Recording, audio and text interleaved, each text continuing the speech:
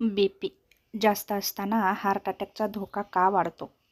हे समजून घेणं खूप महत्त्वाचं आहे. कारण अनेक वेळा BP शांत आजार असतो. लक्षणे नसतात, पण आतून हृदयाचं मोठं नुकसान करत असतो. BP म्हणजे काय? तर BP म्हणजे रक्त हृदयातून किती दाबानं रक्तवाहिन्यात जात आहे हे मोजण्याचं प्रमाण.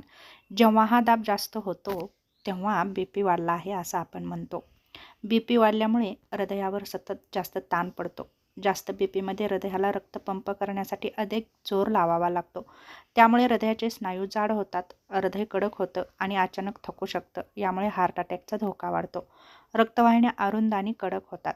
जास्त दाबामुळे रक्तवाहिन्यांच्या आतील भिंतींना इजा होते.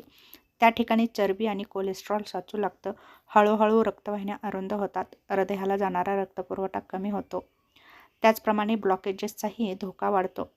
हृदयाला रक्त पुरवणाऱ्या कोरोनरी आर्टरीमध्ये ब्लॉकेजेस तयार होतात. ब्लॉकेजेस जास्त झाल्यावर अचानक रक्तपुरवठा थांबतो आणि हार्ट अटॅक येतो.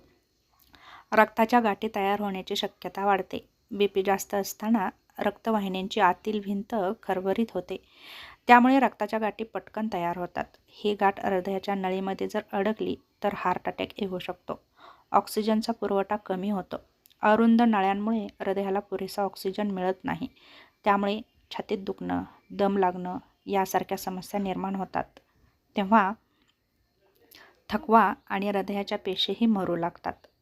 त्याचप्रमाणे इतर आजारांनाही साथ मिळते. जसं की उच्च BP सोबत अनेक आजार होतात. जसं की डायबिटीज, लठ्ठपणा, कोलेस्ट्रॉल वाढणं यासारख्या समस्या वाढतात.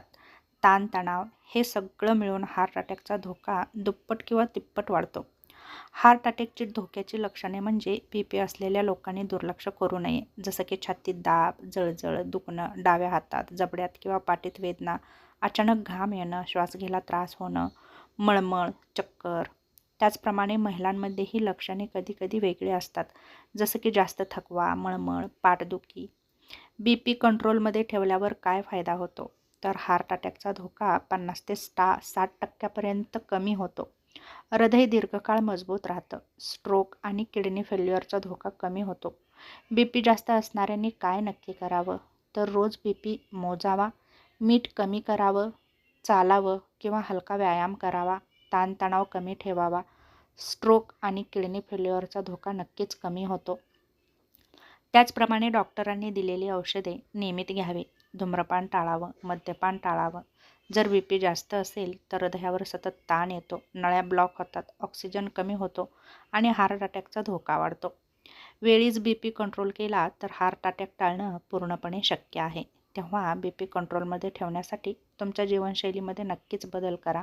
तेव्हा तुम्ही नक्कीच उच्च रक्तदाबापासून तुमचा बचाव करू शकता.